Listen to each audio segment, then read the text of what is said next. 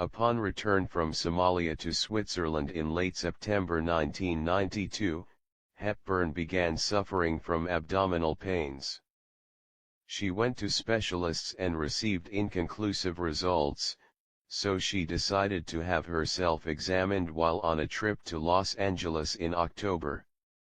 On November 1, Hepburn checked in at Cedars-Sinai Medical Center with her family. Doctors performed a laparoscopy and discovered abdominal cancer that had spread from her appendix, a rare form of cancer belonging to a group of cancers known as pseudomyxoma peritoneae, PMP.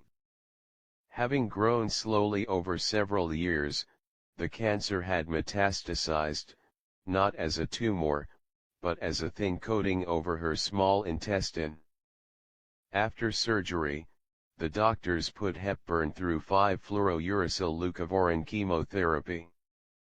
A few days later, she had an obstruction and medication was not enough to dull the pain. She underwent further surgery on December 1. After 1 hour, the surgeon decided that the cancer had spread too far to be removed fully and was inoperable. After coming to terms with the gravity of Hepburn's illness, her family decided to return home to Switzerland in order to celebrate her last Christmas.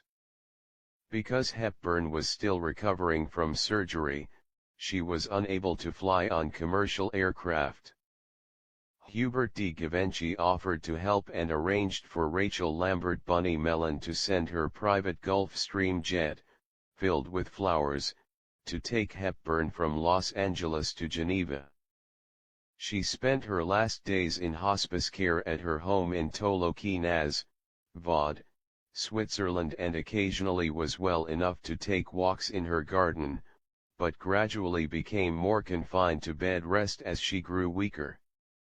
On the evening of January 20, 1993, Hepburn died at home in her sleep of appendiceal cancer. After her death, Gregory Peck went on camera and tearfully recited her favorite poem, Unending Love by Rabindranath Tagore. Funeral services were held at the village church of Tolochenaz, Switzerland, on January 24, 1993. Maurice Eindiger, the same pastor who wed Hepburn and Mel Ferrer and baptized her son Sean in 1960, presided over her funeral while Prince Sadruddin Aga Khan, of UNICEF, delivered a eulogy.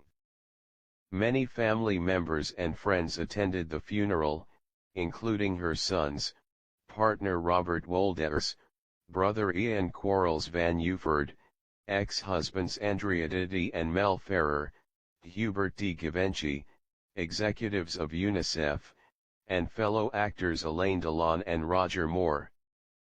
Flower arrangements were sent to the funeral by Gregory Peck, Elizabeth Taylor, and the Dutch royal family. The same day as her funeral, Hepburn was interred at the Tolochenaz Cemetery, a small cemetery that sits atop a hill overlooking the village.